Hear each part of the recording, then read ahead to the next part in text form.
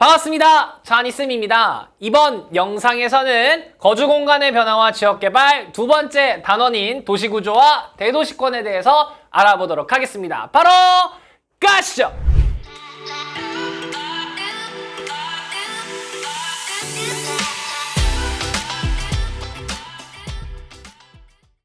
자, 이번엔 어떤 걸 살펴볼 거냐면요. 어떤 도시가 있다면 이 도시의 내부 구조를 살펴보겠다 이겁니다. 도시 내부는 어떻게 생겼나 한번 보도록 하겠습니다. 도시의 지역 분화 먼저 보겠습니다. 도시가 성장하면서 여러 가지 기능들을 제공해 줍니다. 그러다 보니 도시 내부가 기능에 따라서 여러 지역으로 나뉘게 되더래요. 그거를 지역 분화라고 한다고 합니다. 자, 일단 그냥 막 그려볼게요. 어떤 도시를 살펴봤더니 어디에는 이상하게 주거 기능만 막 모여있더래요. 그러니까 아파트만 막 모여있더래요. 어디를 가니까 어느 지역은 이렇게 가운데쯤은 뭐 상업지역만 이렇게 모여있더래요. 왜 그럴까? 어떤 데 또 봤더니 막 공장이 잔뜩 있더래요. 공업 기능인 거겠죠. 뭐 이런 게 막 많이 있고, 뭐 이쪽에 가니까 여기는 뭐 문화시설, 공연장들이 막 엄청 많더라. 이런 식으로 기능들이 분화가 되었대요. 이게 지역 분화입니다. 이런 것은 소도시보다는 좀 큰 도시에서, 대도시에서 이런 것들이 좀 뚜렷하게 나타나고, 그 결과 뭐 상업은 상업끼리, 공업은 공업끼리, 집은 집끼리 모인 이런 지역들이 형성이 되게 된다고 합니다. 자, 그러면 이런 현상들이 왜 일어났어요? 그게 핵심입니다. Why? 왜 이런 지역 분화가 나타났습니까? 여기 좀 중요합니다. 가장 중요한 도시 내에서 접근성과 지대 및 지가가 다르기 때문이라고 합니다. 여러분, 접근성이 뭡니까? 접근할 수 있는 정도입니다. 접근할 수 있는 정도. 뭐 흔히 조금 쉽게 막 바꾸면 뭐 교통이 편리한 지역 이렇게 봐도 될 것 같아요. 자, 어떤 도시가 있었대요. 자, 한번 보도록 하겠습니다. 이렇게 생긴 도시예요. 자, 여러분, 이 도시가 이렇게 둥글게 생겼다고 가정을 해보면 가장 어느 지역으로도 가기 편한 곳이 있습니다. 어떤 뭐 네모난 도시도 좋고요. 어떤 도시든지 간에 구석구석으로 가장 가기 편한 장소가 있습니다. 거기가 어디일까요? 거기가 바로 다 도시 중앙입니다. 도시 중앙. 왜 도시 중앙이 가장 구석구석 가기 편할까요? 아니, 이쪽에 있으면은 거리가 멀고요. 네, 가운데 있으면 사방으로 어디든 뻗어나갈 수 있게 가운데 있으니까 위치가 참 좋지 않습니까? 요렇다 보니 이 가운데 지역이 접근성이 좋다라고 표현을 합니다. 접근성이 좋다. 자, 그러다 보면은 이 가운데 있는 지역을 중심으로 교통로라는 게 생기게 됩니다. 교통로. 도로죠, 도로. 도로 같은 게 이렇게 쭉 생기게 됩니다. 뭐 버스 노선도 좋고요. 지하철 노선도 좋아요. 뭐 이거 이렇게 대각선으로 해볼까요, 여기는? 뭐 이런 식으로 생긴단 말이죠. 뭐 또 이렇게 이어질 수도 있고요. 뭐 이런 식으로. 자, 그러면 A 지역은 여기를 B 지역이라고 해볼까요? A 지역은 B 지역보다는 접근성이 안 좋습니다. 왜요? 여긴 교통로가 없어요. 그죠? 교통로가 없어서 가운데 가려면 가기 힘들 거예요. 삥 돌아서 가거나 이런 식으로 도로를 찾아서 가야 되니까요. 그죠? 뭐 여기 똑같이 A라고 여기는 B를 이렇게 해볼게요. 이런 식으로. 자, 근데 여기 C 지역은요. 자, 여기 C 지역 같은 경우는 도로가 나 있으니까 여기는 그래도 가운데 가기 편해. A보다는 접근성이 뛰어날 거예요. 네, 요 말 이해되시죠? 그러다 보니 요 가운데 지역은 접근성이 좋다라고 표현을 하는 겁니다. 접근성. 특정 지역이나 시설로의 접근의 용이성을 얘기하는 거고요. 그거는 뭐 위치, 거리, 교통의 편리성, 통행시간 이런 거에 영향을 받더래요. 그래서 교통이 편리한 지역이 접근성이 높아요. 그래서 가운데 지역이 가장 높고 도시 중심부가 보통 이런 접근성이 높더라. 자, 많이 사람들이 오고 갈 수 있는 환경이 된 겁니다. 그러다 보니까 여기에 많은 사람들이 오게 돼요. 그러니 그 사람들이 많이 오니까 여기에 땅값이 올라가게 돼요. 땅값을 지가라고 합니다. 지가. 땅의 값입니다. 땅값. 토지의 가격이에요. 토지의 가격. 땅값이 올라갑니다. 땅값이 올라가니까 이 땅값에서, 이 땅에서 건물을 세우거나 아니면 뭐 여러 가지 뭐 공원이라든지 뭐 이런 거 만들겠죠. 거기서 이거를 누군가에게 빌려주고 발생하는 비용이나 수익이 나옵니다. 그게 지대입니다. 지대. 학생들이 지대라고 하면은 조금 애매할 수 있으니까 조금 쉽게 바꾸면 요거를 임대료라고 생각해 보세요. 임대료. 땅의 주인 입장에서는 수익이 발생했죠. 임대 수익. 이 땅을 빌린 사람은 지출이 나간 거죠. 비용이 나간 거잖아요. 그러니까 임대료라고 생각하시면 돼요. 쉽게 그냥. 지대가 발생한다. 그럼 지대도 올라가겠죠. 지가가 올라가면 땅값이 올라갔으니까 당연히 임대료도 월세. 이거 월세죠? 올라갈 거예요. 올라갈 거예요. 토지를 이용해서 얻을 수 있는 수익, 임대 수익, 그 주인은 수익, 타인의 토지를 이용해서 지불하는 비용, 그 빌리는 사람 입장에서 월세 내는 거, 그걸로 생각하면 돼요. 그러다 보니 접근성이 높은 지역일수록 지대가 높아진대요. 여기 가운데 지역은 땅값이 높아졌죠? 땅값이 높아지니까 그거에 따른 임대료도 올라갔어요. 그러면 임대료가 올라갔으니까 그 임대료를 감당할 수 있는 친구들만 여기에 모이겠죠. 네. 그리고 그 감당 안 된 친구들은 어디로 갔을까요? 이렇게.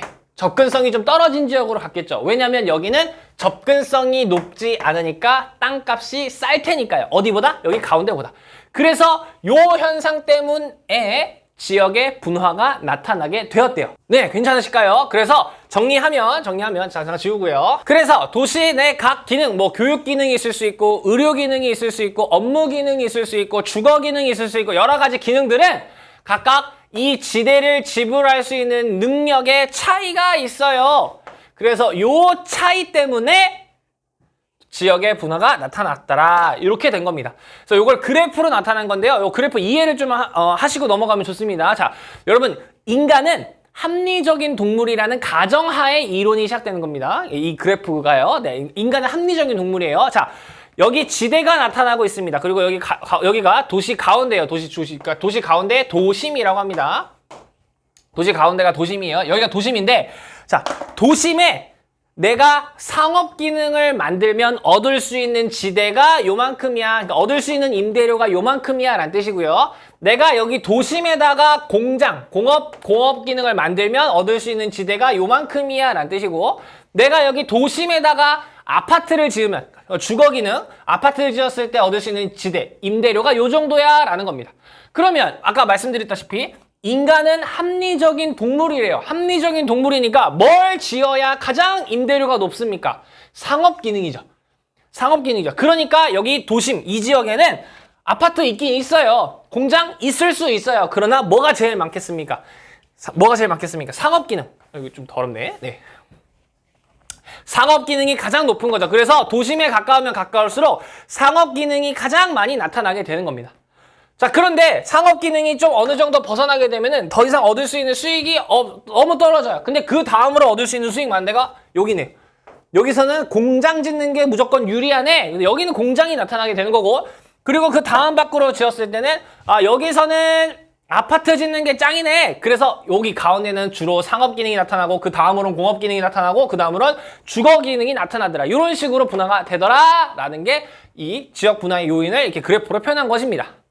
네, 근데 요거는 도심이 한 군데일 때 얘기하는 거고요. 요즘은 사실 도심 이런 기능을 하는 게 여러 개가 생겼죠. 그러다 보니까 여러 다핵이 생긴 도시들은 요렇게 생겼더라. 가운데가 도심, 그 상업 기능이 나타나는데, 다른데 또 새로운 도심이 있다면 거기 가운데도 역시 외곽의 상업 중심지가 나타날 것이고, 또 다른 핵이 있다면 거기도 또 상업 중심지가 나타날 거고, 그 바깥으로 공업, 뭐 주거 기능 이런 식으로 나타날 거다. 그거를 그래프로 표현한 것입니다.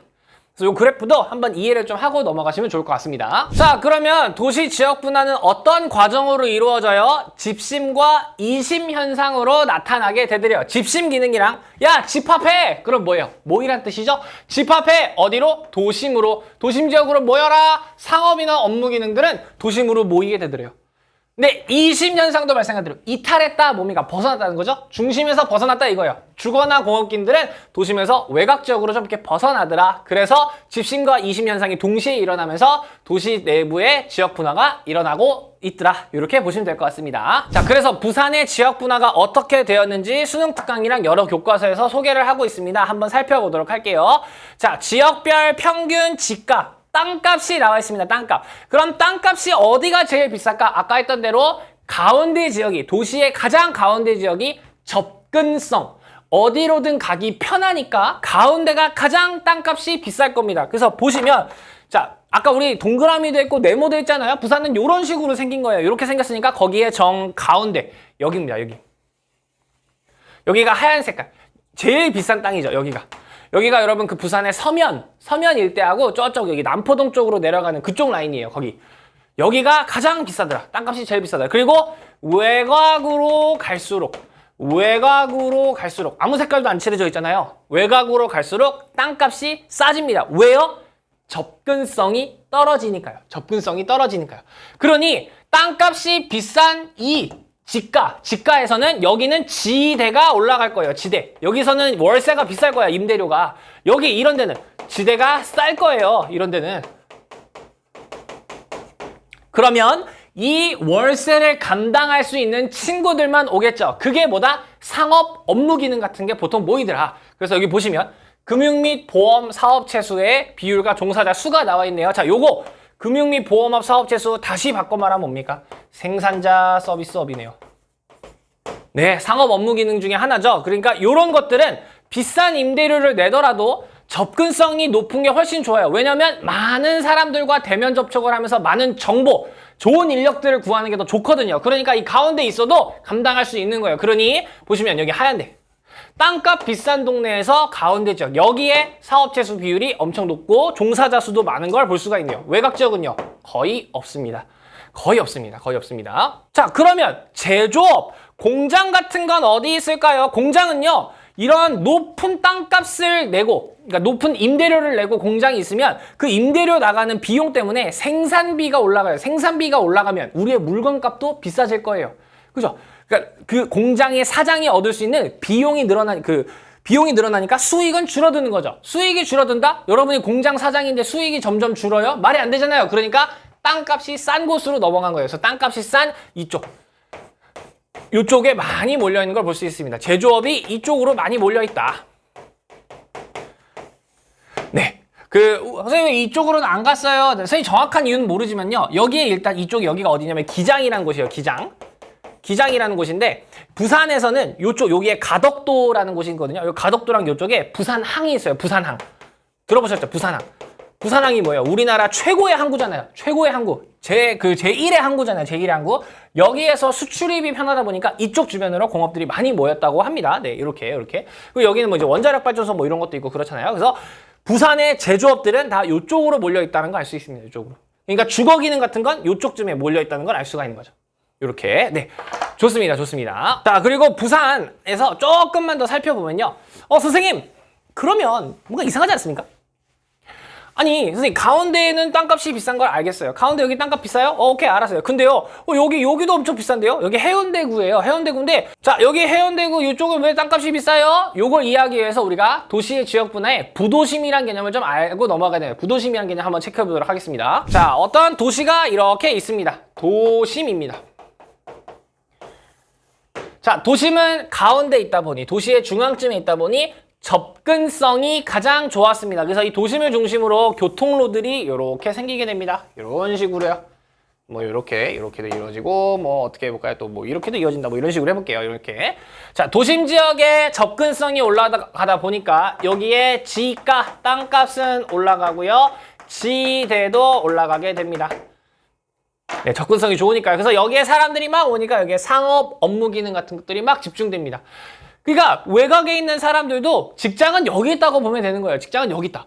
그러니까 여기에 아이고 어떡하지? 여기에 사람들이 너무 많이 몰리다 보니까 낮에 교통 엄청 막혀요. 미친 듯이 차가 막히는 거예요. 실제로 여러분 서울에 그 차를 가운데 갖고 가는 거는 거의 진짜 그건 내가 시간 낭비를 하겠다는 뜻이에요. 왜? 너무 오래 걸려요, 진짜. 여기 한 1km 가는데 막 30분씩 걸리고 막 그러니까 너무 막히고 또 환경 파괴 심해지고 혼잡하고 이런 것들이 있다 보니까 이 도심이 포화됩니다. 포화되다 보니 안 되겠어. 이 도심에 있는 일부 기능들을 좀 감당해 줄 곳이 필요한데 그런 감당할 곳이 어디 있을까 봤더니 요런 데 교통로가 또 있네요. 교통로가 많다는 거는 요런 데는 교통로가 결절하는 지역이니까 역시 여기도 어느 정도 접근성이 좋아요. 접근성이 좀 좋아졌죠. 접근성이 좋아지니까 여기도 나름 접근성이 좋으니까 이 도심의 기능을 일부 부담해 줄 수 있는 상업 업무 기능 같은 것들이 좀 올 수 있게 되더라 이거예요. 그러면서 여기도 같이 성장해요. 그래서 여기도 막 이렇게 교통로가 좀 생기고 막 이런 식으로 되더래요. 이렇게 되다 보니까 여기가 좀 성장해요. 하지만 도심만큼은 아니지만 여기도 성장하더래요. 여기가 이런 데가 도심의 역할을 좀 보조해 줄 수 있는 부도심이라는 곳입니다. 부도심. 부도심이라는 곳입니다. 이런 것들이 생겨서 도심, 부도심 이렇게 생기게 되는 거예요. 그래서 이쪽 지역으로 또 도심의 어느 정도 기능을 분담해 줄 수 있는 상업 업무 기능 같은 것들이 좀 모이게 되더라. 그겁니다. 그래서 부산 같은 경우 다시 보시면 이쪽 해운대구 이쪽에요. 좋은 아파트들이랑 그다음에 이제 그 일부 업무 기능 같은 것들이 여기 옵니다. 그래서 센텀시티 이렇게 해가지고 거기에 고층 빌딩들이 엄청 많아요. 막 쫙 있어가지고, 예. 그리고 여기에 그 우리나라에서 아마 제일 클 거 맞을 겁니다. 신세계백화점이 어마어마하게 크고 있어요. 와, 거기 한번 선생님 다녀보니까 너무 크더라고요. 여기는 그래서 어느 정도 땅값이 좀 비싼 걸 보여주고 있더라. 네. 그러니까 여기 보시면 여기 약간 색칠되어 있는 거 보이시죠? 이 해운대구에 어느 정도 금융 및 보험업 사업 채수가 조금 높은 걸 볼 수 있어요. 그러니까 여기가 부도심 역할을 하고 있다. 이렇게 좀 보시면 되겠죠. 좋습니다. 자, 수능 특강에서는 부산의 사례가 나와 있고요. 그 뒤에 서울의 사례도 볼 건데요. 요즘 한국지리 핫 이슈가 뭐냐면 여러분 서울이랑 수도권에 사람들이 너무 많이 몰리고 있다라는 거죠. 그러다 보니까 수도권을 문제를 내면은 인구의 절반이 살고 있기 때문에 수도권에 사는 학생들이 유리해요. 그런데 지방에 사는 친구들은 수도권 문제가 나오면 되게 상대적으로 어렵게 느낀단 말이에요. 그러다 보니까 굉장히 다양한 지역들을 문제 내려고 하고 있거든요. 그게 한국지리 문제는 좀 딜레마인데 그러다 보니 교과서에서 우리나라 광역시들의 도시구조를 다 소개하고 있습니다. 그래서 도시구조를 좀 다 살펴보도록 하겠습니다. 자, 요거는 대전입니다. 대전의 도시구조인데요. 대전의 도심은 여기 둔산동이라는 지역입니다. 둔산동. 역시 정 가운데에 있는 걸 볼 수가 있어요. 뭐 기존 도심은 여기 있었지만 현재 도심은 여기라고 보시면 되겠습니다. 여기에 뭐가 있냐면 정부청사가 왔어요. 정부청사가 뭡니까? 우리나라의 핵심 기능을 하는 공공기관이잖아요. 그렇게 딱 보니까 여기가 딱 중심지 역할을 하게 된 거예요. 딱 여기가. 그리고 외곽 지역으로 갈수록 지구 중심 부도심 같은 것들이 주변 있고 외곽 지역은 이렇게 외곽 지역으로 나가면 이런데 이제 주거 지역들이 이런데 이렇게 있을 수 있겠죠. 그래서 대전의 인구 변화를 보시면요. 증감률이 가운데 지역은 도심이니까 도심은 땅값이 비싸요. 지대가 비싸니까 인구 증가율이 뚜렷하지 않아요. 근데 외곽 지역은 빨간 색깔 여기 이런 외곽 지역들은 증감률이 높은 걸 볼 수가 있죠. 네, 그러니까 대전도 역시 가운데가 도심이고 외곽 지역으로 갈수록 접근성이 낮아지니까 그런데 주거 기능 같은 게 나타나겠구나 이렇게 접근하시면 되겠고요. 그 다음에 교과서에서 나온 건 대구입니다. 대구. 네, 대구는 약간 도롱뇽처럼 생겼잖아요. 이렇게 도롱뇽처럼 이렇게 도롱뇽처럼 생겼는데 대구의 도심도 역시 대구의 정가운데 중구 동성로라는 곳입니다. 여기도 가보면요. 여기에 맛집이랑 이런 게 다 있어요. 여기에. 그래서 그 쌤이 대구 친구한테 물어보니까 대구에서 약속 잡을 때 보통 다 여기서 만난다고 하더라고요. 동성로에서 만나자. 동성로 그 대백 앞으로 와. 뭐 이런 식으로 한다고 하더라고요. 대백이 그 대구백화점이에요. 대구백화점 앞에 그 엄청 큰 그 광장 같은 거 있어가지고 거기서 막 공연 같은 거 버스킹도 하고 막 거기서 댄스 그룹들 막 공연도 하고 막 그러더라고요. 쌤도 여기 자주 갔었거든요. 중앙로 여기 가가지고 많이 놀았었어요. 여기 진짜 맛있는 타르트 그 집도 있거든요. 진짜 짱입니다. 대구가 여러분 갑자기 좀 논외가 됐는데 대구가 맛집이 엄청 많아요. 진짜 맛있는 집 많아가지고 그 우리가 아는 프랜차이즈 중에서 그 음식점 프랜차이즈 중에서 대구에서 시작한 게 굉장히 많다고 해요. 대구 진짜 맛있습니다. 대구가 진짜 맛있는 게 아니라 대구에 진짜 맛있는 집이 많습니다. 짱이에요. 자, 그런데 대구 역시 가운데가 도심이에요. 그럼 외곽으로 갈수록 지가가 싸지겠죠. 그래서 여기 서쪽에는 공업단지가 조성되어 있는 걸 볼 수가 있고 그리고 이런 외곽 쪽에는 이제 여기 보시면 수성구 신매동이라고 해서 아파트촌, 주거지역이 나타나는 걸 볼 수 있습니다. 역시 원리는 똑같아요. 가운데가 접근성이 뛰어나니까 지가랑 지대가 올라갔을 거예요. 그거 감당할 수 있는 친구들, 상업, 업무 기능들이 여기 많이 모여있을 것이고 외곽은 접근성이 떨어져요. 그러니까 지가가 낮아요. 그러니까 주거 기능이나 공업 기능 같은 것들이 모일 거다. 이렇게 보시면 되겠고요. 그 다음은 광주입니다. 광주는 이렇게 생겼는데요. 도심 지역이 여기 지역이라고 합니다. 요쪽 지역. 그래서 여기서 가고 하는데 여기가 그 유스케어 있는 곳이에요. 여기 선생님이 광주 친구랑 만났는데 이것도 하나 알 거예요. 광주에 처음 놀러 가신 분들이 가장 많이 듣는 오해 중에 하나죠. 선생님도 그랬는데 야, 유스케어 앞으로 와 그러더라고요. 선생님 그래서 유스케어인 줄 알았어요. 유스케어. 유스케어라는 곳 앞으로 와 그러니까 미용실 앞으로 오라는 줄 알았어요. 근데 아무리 검색해도 안 나오는 거예요. 그러니까 알고 보니까 유스퀘어더라고. 뭐 아무튼 여기가 도심 지역 역할을 하고 있고요. 신시가지라고 해가지고 최근에 상무지구가 만들어지면서 이렇게 하고 있는데 어쨌든 중앙 지역이 도심 역할을 하고 있습니다. 그러니까 여기 지역이 접근성이 뛰어나서 땅값, 지가가 올라갈 겁니다. 그러니까 여기 지역에는 업무 상업 기능들이 모여 있을 것이고 외곽 지역으로 갈수록은 주거 기능이나 공업 기능 같은 게 많이 나타날 것이다. 이렇게 나와 있습니다. 그래서 그 광주 지역 가니까요. 그 옛날 도심을 많이 이어놓은 게 광주 1호선이라고 해요. 지하철 1호선. 최근 2호선이 만들어지고 있는데 신시가지랑 이런 것들 많이 이어주려고 그 2호선 개발이 뭐 이렇게 되고 있다고 하더라고요. 아무튼 원리는 또 똑같아요. 가운데가 접근성이 뛰어나다. 외곽 지역으로 갈수록 접근성이 낮아진다. 그러니까 가운데는 상업 원기는 외곽으로 갈수록 주거 기능. 이렇게 나타난다고 보시면 되겠습니다. 자, 그래서 정리해 보겠습니다. 도시 내부 구조에 어떤 게 있냐면 처음에 여기 이제 그림 그리면서 보도록 하겠습니다. 처음에는 도심이 있습니다. 도시 중심이에요. 도시 중심. 도시 중심에 있으니까 가장 접근성이 좋아요. 그러니까 가장 지대와 지가가 여기가 높을 겁니다. 그러니까 높은 지대를 지불할 수 있는 기능들, 그런 것들이 여기 옵니다. 그래서 중추관리 기능. 그래서 공공기관, 시청이라든지 뭐 정부청사, 아까 대전처럼 그런 것들이나 서울이라면 여기에 청와대 딱 들어가는 거죠. 이런 식으로 중추관리 기능들이 높은 지대에 지불할 수 있으니까요. 가운데 오는 거고, 그 다음에 고급 상가 같은 거 가운데 옵니다. 왜요? 가운데가 접근성이 제일 좋대요. 접근성이 제일 좋으니까 도시 어디서든 가운데로 쇼핑하러 오기 편해요. 그러니까 서울 같은 경우 여기 가운데에 명동에 롯데백화점 본사, 그 다음에 신세계백화점 본사, 그 본점이 다 여기 있죠. 가운데 이런 데 있단 말이야. 이런 데 오느라. 그래서 부산 같은 경우도 그 서면에 롯데백화점 엄청 큰 거 있고요. 남포동에도 백화점 엄청 큰 거 있고, 엄청 그런 게 있단 말이죠. 그런 것들이 오더라. 그리고 전문 서비스업. 몇 차? 3차 산업 중에서도 생산자 서비스업. 이런 고차 기능을 하는 그런 것들이 모이더라. 그래서 여기로 막 모여들어요. 집심 현상입니다. 이런 것들은 가운데로 집심 현상이 일어나는데, 자, 여기 땅값이랑 그 임대료가 너무 비싸요. 그러니까 여기에 아파트를 지으면 사람들이 많이 오기 어려워요. 월세가 막 몇 억대인데 막 이러면 누가 오겠어요, 아파트. 그러니까 이런 아파트 기능들은, 공업 기능들은 바깥으로 빠져나갑니다. 그래서 이심 현상이 일어나요. 주거 기능이랑 공업 기능은 이심 현상, 바깥으로 이탈합니다. 그러니 가운데에 사는 사람이 적어요. 상주 인구가 적다고 합니다. 상주 인구가 적어요. 상주 인구가 줄어요. 그런데 여기에는 이런 것들 막 있다며요. 그럼 여기가 이 말이 뭐예요? 일자리죠. 일자리인데 여기 일하는 사람들은 다 외곽에서 오는 거죠. 도시의 외곽에서 가운데로 몰려들고 있는 거예요. 그러니까 낮에는 사람들이 미친 듯이 바글바글해요. 막 교통 엄청 막히고 그런다 그랬잖아요. 엄청 바글바글한데 밤만 되면 이 사람들 집은 어딘데요? 바깥에 있네요. 바깥으로 다 빠지니까 밤이 되면은 인구가 뻥 뚫린 구멍 같다 이거예요. 공동이 뭐예요? 공동. 구멍이란 얘기예요. 뭐 together 이게 아니고 구멍 뚫린 것 같다 이거. 인구가 구멍 뚫린 현상처럼 나타난다. 그게 인구 공동화 현상입니다. 네. 자, 그리고 선생님이 방금 낮에는 사람들이 바글바글하다 그랬죠? 주간에 사람들이 많은 지수, 그거가 엄청나게 높더라.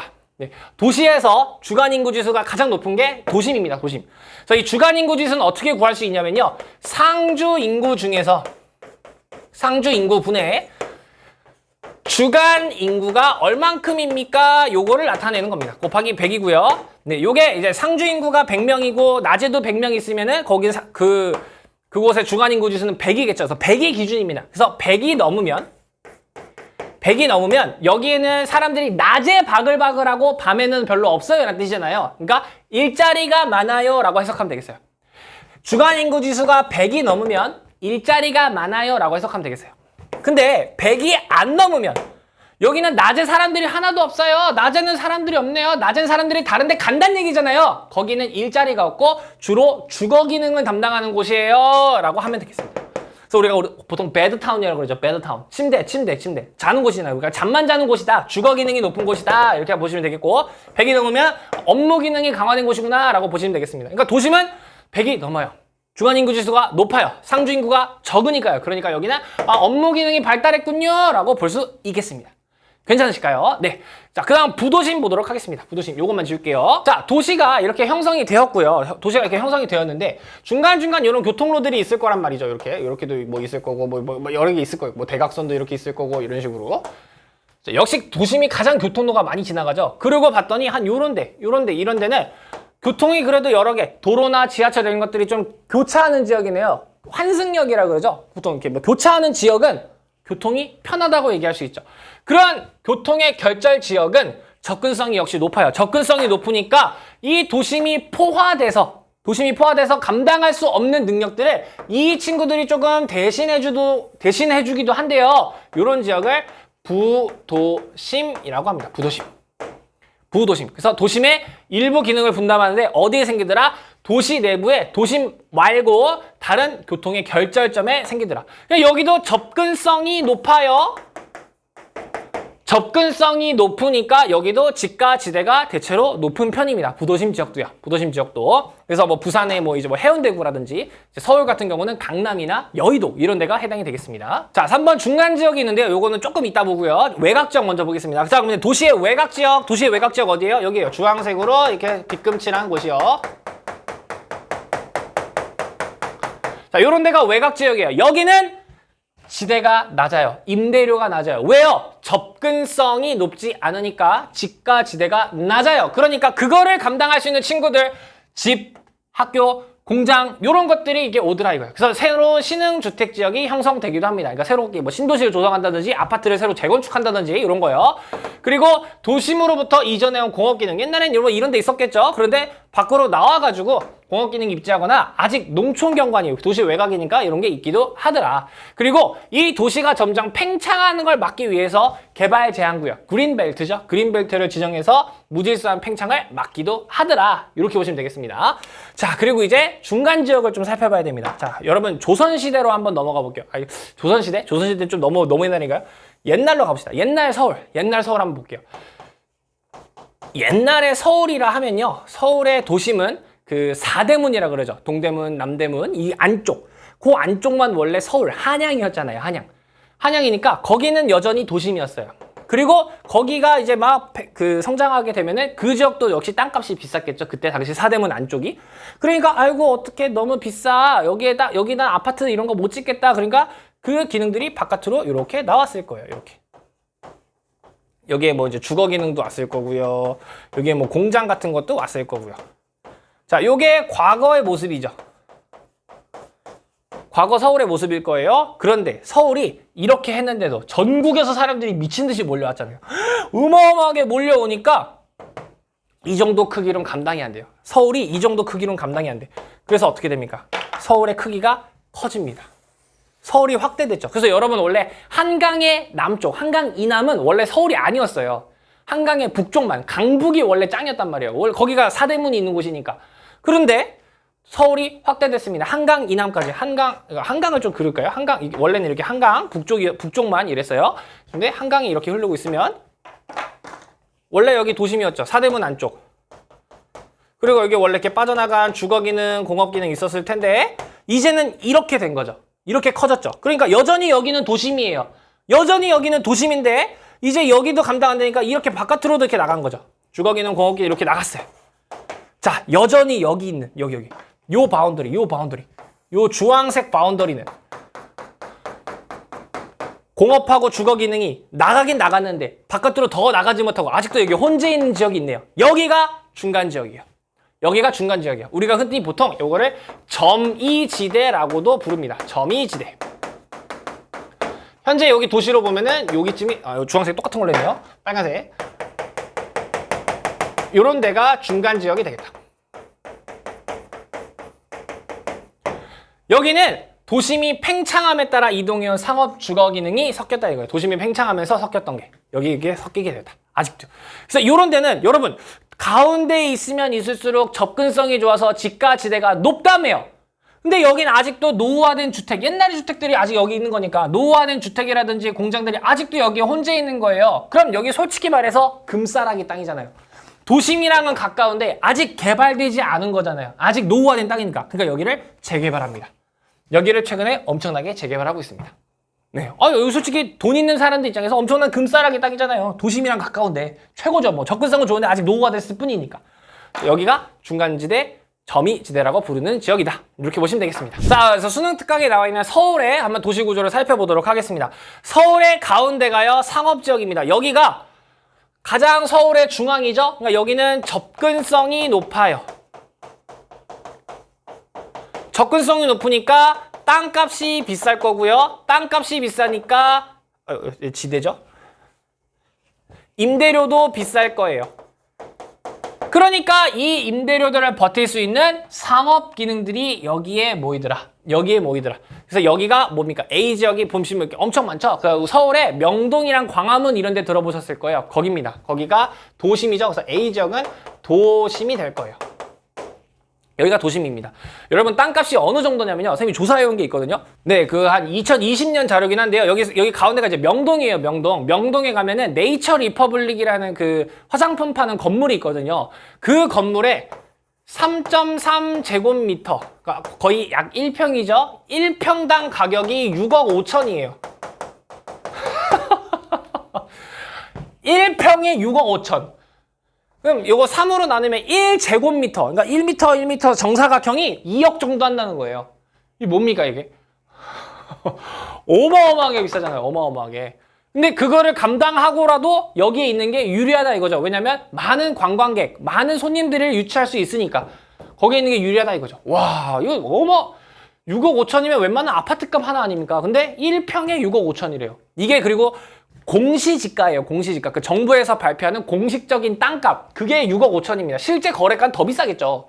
그죠? 와, 이거 어마어마한 가격 아니겠습니까? 아무튼 이런 게 있고요. 그 다음 여기서 외곽으로 갈수록 땅값이 저렴해집니다. 땅값이 저렴해지니까 지대 임대료도 낮아져요. 왜요? 접근성이 낮으니까요. 그래서 이런 데는 주거 기능 같은 게 발달을 하겠네요. 여기가 외곽 지역이 되겠죠. 그래서 여기 보시면 엄청난 이렇게 아파트들이 있는 걸 볼 수 있습니다. 여기가 노원구라는 곳이에요. 노원구. 서울의 노원구라는 곳입니다. 자, 그런데 일부 이렇게 여기 이런 중간중간에 까만색들이 나타나요. 까만색은 상업지역이래요. 상업지역인데 이런 데 나타나요. 이런 데 왜 상업지역이 나타나지? 봤더니 도심의 일부 기능을 분담해주면서 교통이 좀 편리한 지역들이더라 이거죠. 거기가 어디예요? C가 부도심이죠. 네, 여기가 서울의 강남입니다. 여기가 강남구예요. 강남구. 강남구가 부도심의 대표적인 곳이고요. 하나 또 체크해 주시면 여기 섬이 엄청 까맣죠? 여기가 여의도예요. 여의도. 여의도도 부도심이에요. 여의도도 부도심입니다. 여의도 부도심. 여기고요. 그다음 여기 중간에 갑자기 준공업지역에 공업 기능이 여기 나타나요. 공업 기능. 공장들이 많대요. 여기는 도심에 가까운 이런 여기 주변 지역이네요. 여기가 중간지대가 되겠습니다. 서울의 성수동이라는 곳이고요. 여기 성수동이 여기에 뭐가 있냐면요. 시멘트 공장이 있었습니다. 시멘트 공장. 이제는 그 없어지는 걸로 결정이 났거든요. 그 시멘트 공장이 있었는데 레미콘 막 엄청 드나들고 막 하는 곳이 있어요. 서울숲 바로 옆에 레미콘 공장이 있어요. 레미콘 그 시멘트 공장이. 그런 게 있고요. 그리고 성수동 하면은 자동차 공업의 메카거든요. 그러니까 모든 수입차, 국내차에 수리센터들이 여기 다 있어요. 공업사들이 여기 다 모여 있어요. 여기는 공업 지역들이 아직 남아있다 이거죠. 근데 여러분 공업 지역 여기서 살아남기가 쉽지 않겠죠. 땅값은 여기 도심이랑 가까우니까 계속 올라갈 것이고 공업들은 자꾸 바깥으로 나가니까요. 그럼 여기 공장 부지들 이런 거 어떡하지? 그래서 여기 재개발하는 거예요. 그래서 여러분 성수동에 카페 거리가 새롭게 생기고 있는데 폐 공장을 그대로 리모델링 해가지고 거기를 막 카페를 만들고 막 그러고 있어요. 네, 여기가 중간지대 성격을 갖고 있는 지역이다 이렇게 보시면 되겠고요. 서울에서 문제가 또 나올 수 있는 게 선생님이 외곽으로 갈수록 땅값이 저렴해진다 그랬잖아요. 여기 보시면 여기도 공업 기능이 나타나요. 여기도 준공업 지역이 나타난다고 되어 있네요. 여기도 공업 기능. 왜? 서울의 외곽이니까. 자, 근데 서울 같은 경우는 공장을 만들기에는 아직 땅값이 그래도 다른 지역보다는 비쌉니다. 그래서 공장들이 웬만하면 다 경기도로 나가거나 아니면 충남 지역으로 빠져나갔는데 아직도 그래도 공업 지역이 모여있는가? 여기입니다. 여기에요, 여기. 그래서 여기에 공업 기능이 모여 있는데 좀 이렇게 기억해 주세요. 이 지역 사람들을 비하하는 게 아니고요. 외우기, 암기하기 편하게 하려고 하는 겁니다. 서울 하면은 이미지가 딱 이제 뭐 금융, 뭐 생산자 서비스업, 서비스업이 주로인 곳이잖아요. IT 기업 막 이런 것들. 그런 것들이 많은데 아직 공장이 많네. 아직도 구로구 있네. 아직도 구로구 있네. 그래서 여기가 구로구예요. 죄송합니다. 도움이 되시라고 하는 겁니다. 네. 아직도 구로구 있네. 아직도 공업이 있네. 아직도 구로구 있네. 네. 됐습니다. 네. 여기 가운데 있으니까 중구예요. 중구라는 곳입니다.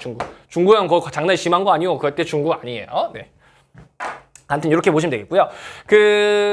좀 이제 재밌는 얘기. 여러분 강남이 거의 이제 우리나라에서 땅값이 거의 1등이죠. 거의 1등이 돼버렸죠. 여기도 비싸지. 가운데도 엄청 비싸지만 평균 가격 아파트랑 이런 거 체감하는 거는 강남도 진짜 비쌉니다. 그죠? 왜 이렇게 비싸졌냐 하면은 원래 여러분 서울이 여기 가운데만 서울이었다고 말씀드렸잖아요. 그러니까 서울에 유명한 학교들도 다 여기 있었어요. 여기 있었는데 접근성이 좋아지니까 여기에 땅값이 엄청 비싸졌겠죠. 학교는 비싼 땅값을 주고도 있기에는 조금 부담스러운 그런 기능이잖아요. 교육 기능은. 그러다 보니까 여기 있던 좋은 학교들이 정부의 제의를 받습니다. 서울시에. 야, 여기 강남 개발할 건데 이쪽으로 가지 않겠어? 이쪽으로 가라. 가면 어때? 가면 어때? 이렇게 부추긴 거예요. 그래서 여기 있는 좋은 학교들이 강남구로 다 옵니다. 그게 여러분이 들어보셨을 강남 8학군이에요. 강남 8학군. 경기고등학교, 뭐 서울고등학교, 뭐 숙명여고, 뭐 이런 그런 좋은 학교들 있지 않습니까? 그런 학교들이 다 일로 온 거예요. 일로 오니까 여기 좋은 학교래. 근데 여기로 옮겼을 뿐이래. 그럼 학부모들 입장에서는 당연히 좋은 학교 보내고 싶으니까 이쪽 지역으로 이사를 갈 거예요. 그죠? 그러니까 여기에 아파트들이 생기기 시작합니다. 여기 학교를 보내야 되니까요. 학생들 와야 되니까. 아파트가 지어져요. 근데 이 학교가 좀 좋습니까? 엄청 좋잖아요. 서울대, 연고대 이런 데를 엄청 많이 보내잖아요. 그 좋은 대학을 가니까 이 사람들이 좋은 기업에도 취업하네요. 근데 계속 여전히 여기 살고 있죠. 그러면서 여기 있어야 좋은 직장도 얻을 수 있대. 좋은 대학도 잘 간대. 그러니까 이쪽으로 좋은 인력들이 많이 오는 거예요. 그러니까 여기 좋은 아파트들이 생기고 여기 어차피 좋은 사람 학력 좋고 고급 인력들이 여기 많이 산대. 그러니까 여기에 업무 기능들도 점차 오더니 거의 이제는 뭐 강남이 거의 이제 서울의 거의 중심지 역할까지 하고 있을 정도라고 해도 과언이 아니죠. 엄청나게 많은 기능들이 여기 오게 되었죠. 그래서 여기는 사는 사람도 많고 강남구는 사는 사람, 주거하는 인구도 많고 업무 기능도 엄청 발달된 곳 중에 하나입니다. 그 이유가 8학군이 오기 시작한 것부터 이렇게 된 거예요. 만약에 강남 8학군이라는 게 생기지 않고 이 8개의 학교가 이렇게 좀 뿔뿔이 흩어졌다면 또 어떤 결과가 나왔을지 몰라요. 강남구로 유독 딱 모였기 때문에 이런 결과가 나왔다고 보시면 좀 될 것 같습니다. 자, 그래서 지워서 서울의 구별 주간 인구지수를 좀 보도록 하겠습니다. 자, 주간 인구지수가 아까 뭐였냐면요. 낮에 사람들이 얼만큼 있어요. 낮에 얼만큼 사람들이 바글바글해요. 였거든요. 어디가 바글바글한가 했더니 가운데 여기가 엄청 바글바글하네요. 120 이상이에요. 엄청 높아요. 그리고 또 어디가 높은가 봤더니 강남 쪽. 부도심, 여의도 요쪽도 여기도 높네요. 부도심이니까요. 부도심. 네, 그리고 외곽 지역 요쪽은 사람들이 아파트 많이 있는 지역이거든요. 여기 있는 사람들이 이쪽으로 출퇴근하는 거잖아요. 이쪽으로 출퇴근하니까 여기는 90 미만, 즉 100 이하예요. 100보다 낮아요. 100보다 낮으니까 여기는 낮에는 사람이 없어요 라고 보시면 되겠죠. 네. 그리고 여기도 조금 파란색이에요. 여기도 좀 높네요. 왜요? 여기 공업 기능들. 공업이 뭐예요? 공장이잖아요, 공장. 막 그렇게 여러분이 아시는 막 그런 엄청난 그런 공장들이 있는 건 아니지만요. 어쨌든 여기에 공업 기능이 여전히 많이 남아있단 말이죠. 그러니까, 공장은 일자리잖아요. 공장 그 자체가 일자리잖아요. 그러니까 여기는 주간 인구 지수가 조금 높게 나타나는 걸 볼 수가 있네요. 110에서 120 사이네요. 요렇게. 그래서 이렇게 접근하시면 되겠습니다. 주간 인구 지수 이렇게. 자, 이렇게 해서 오늘 도시 구조에 대해서 살펴보았습니다. 대도시권까지 하기엔 조금 영상이 길어질 것 같아서 다음 영상에서 대도시권까지 보고 수능 기출 문제까지 한번 풀어보도록 하겠습니다. 네, 긴 영상 보시느라 너무너무 고생하셨고요. 도시 내부의 지역 분화가 접근성 때문에 지대, 지가 차이에 의해서 생겼다는 거 다시 한번 복습해 주시고 각각 도시들, 서울, 대전, 대구, 부산, 광주 어디가 나오더라도 가운데가 접근성이 제일 좋으니까 여기가 지가, 지대 제일 높아. 그러니까 좋은 기능이 아니라 상업 업무 기능들이 이렇게 모여요. 그리고 땅값이 싼 외곽 지역으로 주거 기능이나 공업 지역들이 이동하고 있어요. 이렇게 정리를 해주시면 될 것 같습니다. 네, 긴 영상 보시느라 너무너무 고생 많으셨고요. 혹시나 궁금한 점 있으시면 언제든지 댓글 남겨주시기 바랍니다. 선생님은 다음 영상으로 돌아오도록 하겠습니다. 그럼 다음 영상에서 만나요.